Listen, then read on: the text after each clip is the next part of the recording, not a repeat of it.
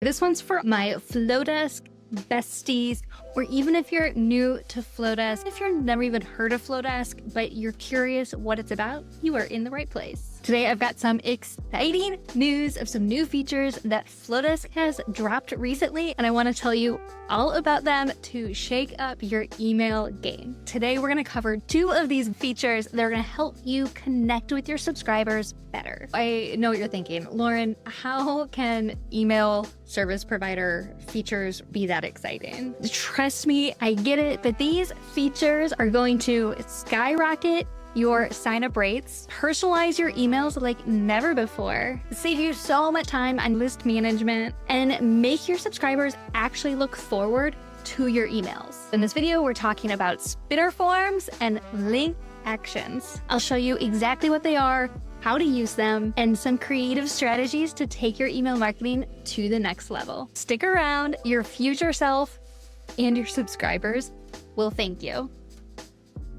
The first thing we're going to jump into is spinner forms. What exactly are spinner forms? They're essentially interactive sign-up forms that literally have a spin the wheel on the sign-up form. So let me show you what it looks like in action. Once you get into your Flodesk, go to Forms, New Form, and scroll to Spinner. There is also a new countdown page, which is exciting, but focus on Spinner.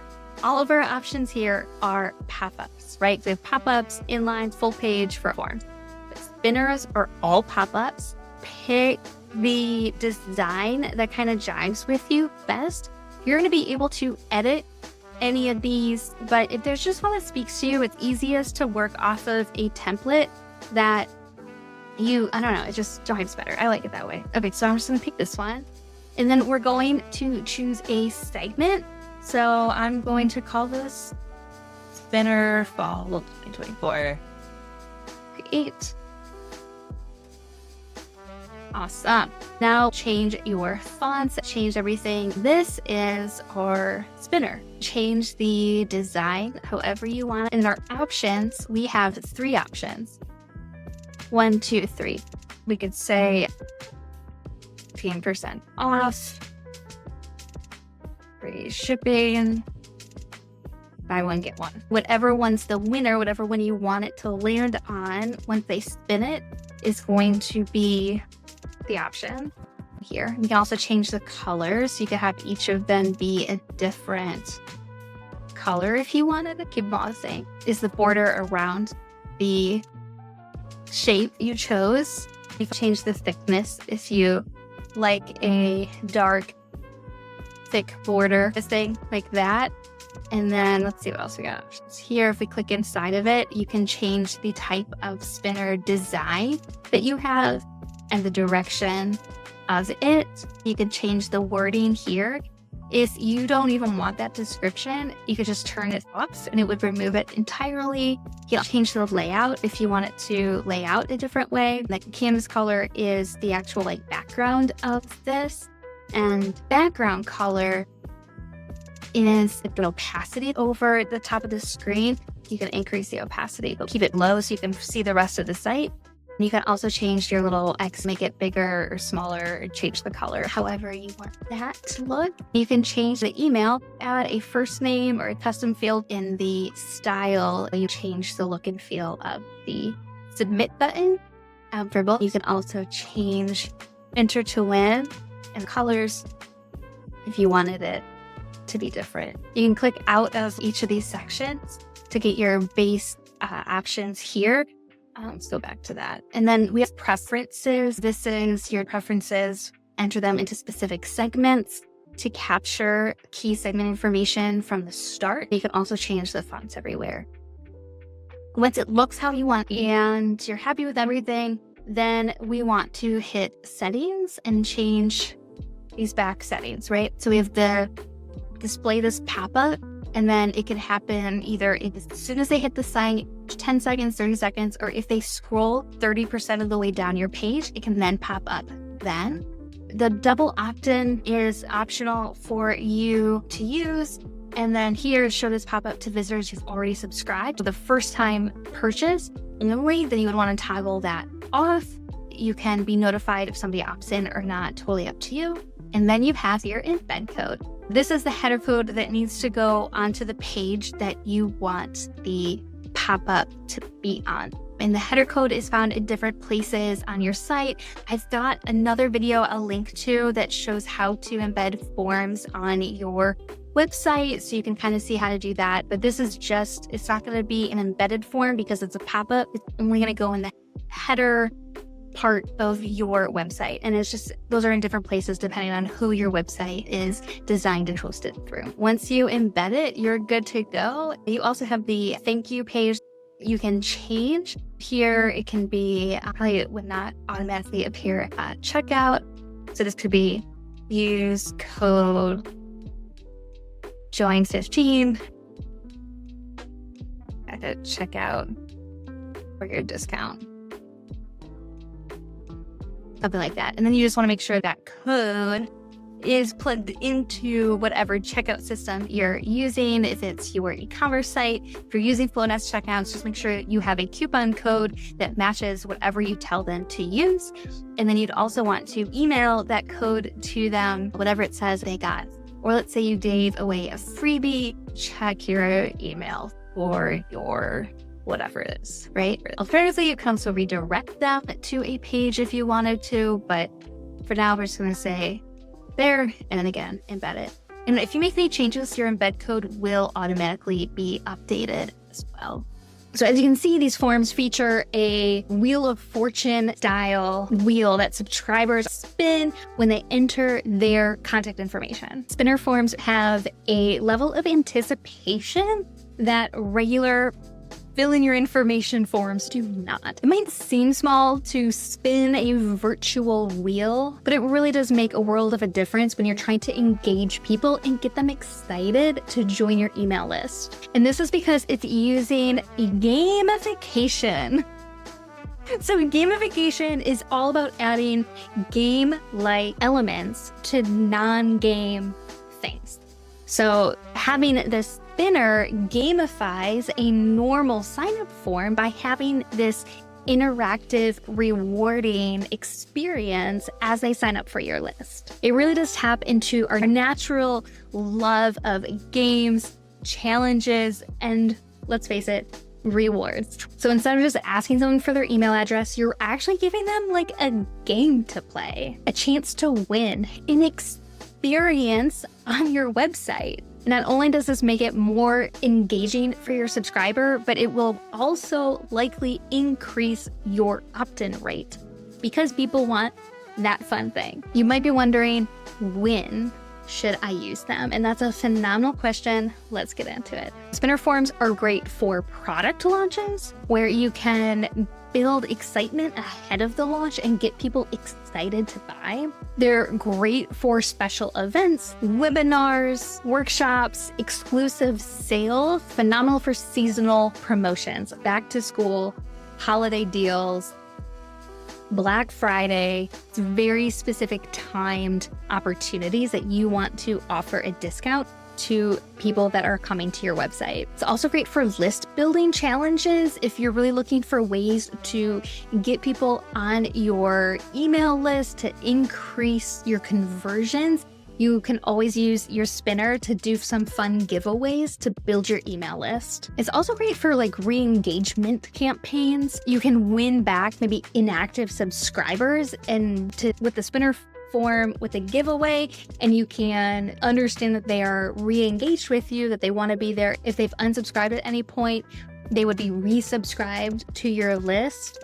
And if it's tied to a certain type of offer or something, you can then segment them and know what exactly they're coming to you for. Let's get even more specific. If you're in e-commerce, use this for first-time purchases. Your wheel can have different discounts, 10%, 15%, free shipping, a chance to win a product, incentivizes people to sign up for your list, but it gives those first-time buyers a reason to buy today. They get their discount right then and there. For coaches and consultants, what if you gave away a free session? Your wheel could have valuable resources, a free 15-minute call with you, an exclusive ebook, access to a mini course, or a spot in a group coaching call. This not only gets people on your list, but it's gonna give them a taste of your expertise before maybe they're ready to invest even more with you. For content creators, your wheel could feature sneak peeks of upcoming content, behind the scenes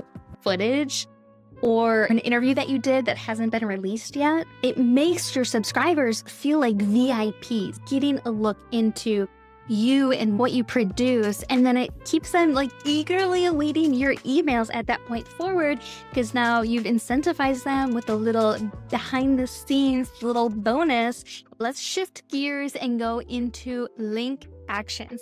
Now, this is a feature we have been asking Flodesk for a very long time, and it is essentially a way to segment your audience based on links that they click inside of your emails. We have the option inside of their workflows that if somebody clicks on a link, you could then segment them like based on that link click, but it was a very clunky way to do it because you'd have to have a time buffer on it, like within 7 days if they clicked on that link. It was not automatic. Link actions can be added to any email, whether it's inside a workflow or a single campaign. I did this recently for my Smarter Creative Society, and anybody in my email list who clicks like, yes, I want to join the waitlist, I'm interested in the waitlist, it would tag them as waitlist interested or whatever my segment was. And I knew right then they were interested in that tag. I can easily retarget and market to those specific individuals based on how they interacted with me in my email. This is also a really great way to help you segment your audience and like self-segment. So let's say you are a agency that does content creation and you're curious who in your list, if you can create a poll right there in the email and you say, hey, are you a small business owner?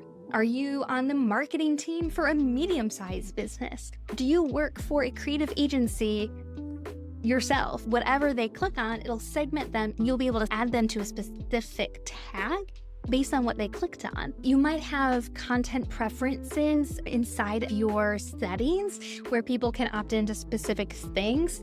It's nice to know, depending on what campaigns you have coming up, what communications you have coming up, you really want to have your audience self-select into specific places. You're really trying to understand your audience, what they're looking for and where they're coming from. You really are putting it in the power of your subscribers' hands, what they're going to opt into. So there's some fun things to know about link actions. So all your link action is going to do is going to add that person that clicked it and put them in that segment. Now, what happens after that is totally up to you. I suggest having a plan in place of how you're going to market to them. Again, you know you're going to send an email in 2 weeks based on that click. Or you could have an automation already set up that once someone is added into that segment, they go into this workflow and maybe the next day or 20 minutes later or whatever it is, 2 weeks later, they will then get an email or a series of emails that they are interested in. Or maybe you have a launch coming up and you want anybody who clicks that button to be in this launch sequence. Your initial email in that workflow could be anyone that's added into my launch waitlist segment will then get like a thank you for joining, we'll be in touch email, and then we're gonna wait until the date you want to start marketing your campaign.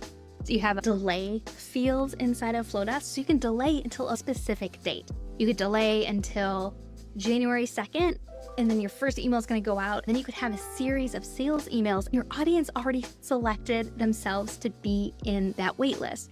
Inside that waitlist at any point, especially that first, not the first one that says thanks for joining, but like the next one that says, hey, if you don't want to hear any more about this, then your link action can also remove them from that segment. and you can have it remove them from the workflow. That's a super cool way to keep an eye on who wants your marketing materials, your offers, your specific things, and who might want to take themselves out of that offers marketing. Even though they might have opted in the beginning, people are allowed to change their minds. We're allowed to change our minds. We're allowed to shift things up. So to have that remove segment tag is also super important. And then they can do that and they'll still get your newsletters. They'll still get other emails from you, but you're just giving them the power of how they want to hear from you. Let's go back to the computer and show you exactly how to use these link actions inside your emails. Let's go. All right, so in your emails, grab a random one, customize it. Let's say somebody here grabbed yours in the link, drop in the URL, and you can link them to a segment, remove them from a segment, add them to a workflow, remove them from a workflow, or set a custom field value. You can segment them into planner, interest, fall 2024, whatever. You could remind them of that planner discount code if they clicked on it and did not buy, change your segmenting around. In the actual email text as well, you can, just like text box right there. So you can highlight something and make it a link, and then wherever you want your link to go, here, and then this little lightning bolt is going to have those same link actions happening, adding to a segment, removing from segment, adding to a workflow, removing from workflow, or setting a custom field value. Then an easy way to get people to opt in to follow-up emails or remove from a workflow if they no longer have interest in a specific marketing piece. You also have that same link options when it comes to buttons. So if I add a button, I can go link, I can add my link, and then again can add segment, workflows, all the same things. So that is just how these link segments actually look like in your emails. I have to tell you before we go any further that there are things called bot clicks that are there to serve people to check all links inside of emails to look for any potentially dangerous, spammy, whatever links that could be inside of emails. When that happens, the program opens every single link. It clicks on everything. And it looks like your subscriber clicked on everything, which they did not, the robot did. So one workaround for this, because what we're looking to do is create an intentional subscriber base where you're segmenting in order to serve them well. So you can't assume somebody who has bot clicks really wants to opt into whatever it is that you said, hey, if you're interested in this, click here. A good rule of thumb in order to prevent marketing to that person under that segment is to have a hidden link somewhere on your email that does link out somewhere. I have my bot link going to a public Notion page that says, hey, thanks robot for being here. And then that link actually adds that person into a bot link segment so that when I go to market, specifically based on the segments that I've been creating in my campaigns, I can remove anybody who had a bot click also like in their profile. So if they say they're interested in my membership and they're one of the ones that opted in but clicked every link in my email, they may or may not be interested in my membership. I don't want to say, thanks for your interest in my membership, when they might not actually be interested. It's just that they are using a software to check emails for them. I like to segment workflows, look for those key segments, and then remove anybody that has bot click in them when I'm trying to market and really communicate about a specific thing. If that person they are actually interested, hopefully they'll reply back to you, let you know something, I don't know, but those bot clicks are difficult to work around because it does actually click on the email.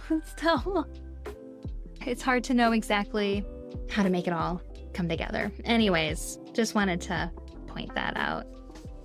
And if you wanted to have a hidden box, like a bot box, to link it out to anything. Edit actions, add to segment, save it. I'm going to shrink it. I don't think I can change my link color, but I could change my background of this block to be like the same color as my links, something like that. I would probably want to add some padding on that. Anyways, so you can't see this bot click link, but it is there. If the bot clicks on it, that's how you would know that they shouldn't belong in that workflow or segment because they didn't actually opt into it. Anyways, that's the whole thing. And those email actions, if you change, you can link out your layouts. This works in a one-off email, like a single campaign that you send, or in a workflow, and you could have it in your workflow. So maybe your first workflow step for somebody who they were interested in the planner, and then 2 days later you say, hey, I just want to check in on your planner. I'd love to offer you this code again. It could say, not interested in the planner, click here. And it could remove them from that workflow, that segment, all of the things. So that is link actions. So you 100% can use these link actions to help your subscribers opt in to specific topics they're interested in. Maybe you are a fitness person and you're curious if they're more interested in virtual workouts or in-person workouts, or maybe if they're interested in recipes, you can engage and market to your subscribers. Use link segmenting to really curate your welcome sequence. So maybe your first welcome sequence asks them to opt in to a certain thing if they're more interested in A, B, or C. And then based on that, you'll have some if-then triggers inside of your workflow that show if they're tagged with this, which they would have clicked on that first email, then we would send them that email. If they were tagged this, then we'd send them this email, and so on and so forth, and put them in the right welcome journey dependent on which one they started. Or we could have just the initial welcome email and then additional welcome emails dependent on which segment they chose. So then, because as soon as somebody clicks that link, it's going to add them to that segment. And that's a trigger in your workflows. Once somebody's added to that segment, they start getting emails automatically. Maybe you even have different ways that you like to communicate with your subscribers. Maybe you have a daily newsletter, a weekly newsletter, a monthly newsletter. You can actually ask in that newsletter of some, hey, this is my daily update. If you don't want to receive this anymore, but still want my monthly update, click here. And then it would add the right tag and segment in order to know that they just want your monthly updates, not your daily updates.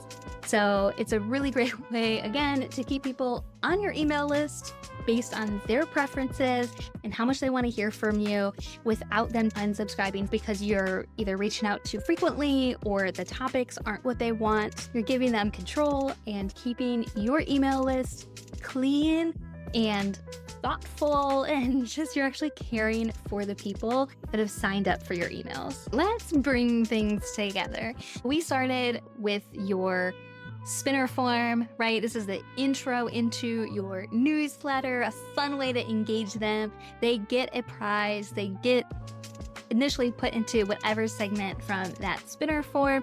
You send a welcome email or sequence that hopefully then tries to segment them just a little bit more to get an understanding of who they are in your working relationship. As they say, yes, I am interested in this, then your marketing segments, your automations changed based on what they selected.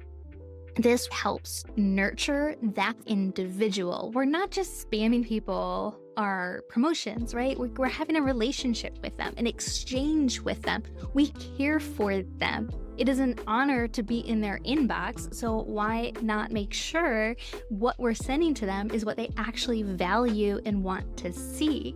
So now that you are segmenting, they're going to be more inclined to trust you, to shop with you, because you are sending them exactly what it is that they said they were interested in. And your client experience throughout all of it is just beautiful. It's done so well. There's me like, man, that person knows me so well. I feel so seen by their content. You're like, yep, I know you do. And the best part is once you have your client journey set up and you know how you want to engage with people and the different ways, if they segment, you want to follow up with them, it's automated. You don't have to touch it again unless your services change and maybe some updates need to be made. But once it's published, you're good. You are hands off and it just gets to run and do its thing. So it's a little bit much to set up at first. Take it one step at a time. But once it's up and running, you're going to be serving your clients really well. I also just want to remind you that a big audience is not the goal. A smaller audience that actually engages with you because they trust you, they know you, they like what you say, that is actually the goal. It's not how many emails you have on a list and then nobody wants to be there. It's how many people are actually opening, actually clicking, actually engaging with your emails. That is like the most beautiful email list that you can possibly have. It is definitely a quality over quantity situation. Now, I'd love to hear from you. How do you plan on using spinner forms and link actions in your Flodesk email journey? Let me know in the comments below. If you're excited about these features and you are not yet a Flodesk user, I have such a good deal for you. I have 50% off your initial first year, 12-month 50% off discount code. What company does that, honestly? But I have it down below if you want to check it out yourself and get half off for your first year of Flodesk. And if you are already a Flodesk babe, thanks for being here. If this video helped you, give it a thumbs up. If you like tips that help you work smarter in your business instead of harder, be sure to subscribe to my channel. I'm Lauren with The Smarter Creative, and that's exactly what I do. I help creatives work smarter in their business instead of harder. Follow along and be sure you try out these new features inside of your Flodesk. You can do it. I know you can. I'd love to hear how it works for you. I'll see you next time.